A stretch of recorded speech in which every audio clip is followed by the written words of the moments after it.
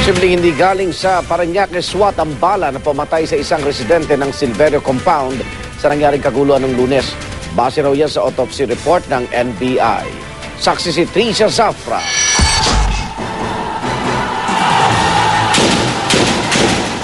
Ilang beses din nakunang nagpaputok ng baril ang ilang pulis sa demolisyon sa bungad ng Silverio Compound sa Parañaque nitong Lunes. Warning shot daw pero kapansin-pansing hindi sa taas ang direksyon ng pagpapaputok. Tumagal ng halos 2 oras ang sagupaan sa pagitan ng mga pulis at residente. Sa pagbupa ng tensyon, bangkay ng bumulagta sa kalsada ang 19 anyos na si Arnel Leonor. Pero gate ng DILG, hindi lang daw mga pulis ang dapat tutukan sa investigasyon. Kahit kasi inamin na ng ilang tauhan ng SWAT na hindi blanco ang ilang balang pinakawalan, lumabas din daw sa paraffin test ng PNP Crime Lab na may isang inarestong residente na nagpositibo sa gunpowder burn.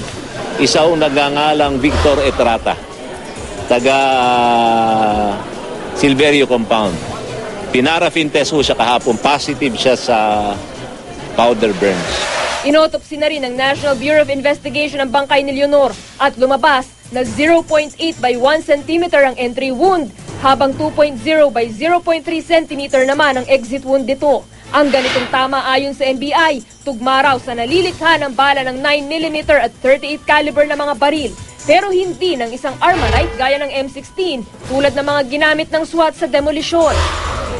Ayon pa sa NBI, halos magkasing level ang entry wound at exit wound.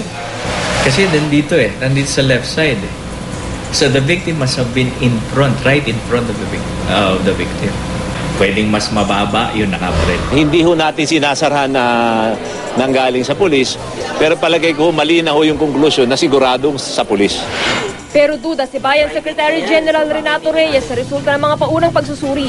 Very suspicious itong sirkumstansyang ito at ang tingin namin dyan, baka gamitin yan para po isisisi din sa mga residente na sila ang nagpaputok ng baril, sila ang posibleng nakapatay.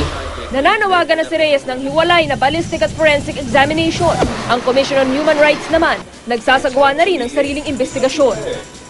Saan sitwasyon lang pwedeng ma-justify ang paggamit na ng baril ng police person kung sakaling demolition ito at may nangyayari? Wala. Wala as in wala from our end. All they have to do is neutralize yung kabila and hulihin. Yung iba nahuli pero pinukpok pa nila. That is wrong. Tricia Zafra ang inyong saksi.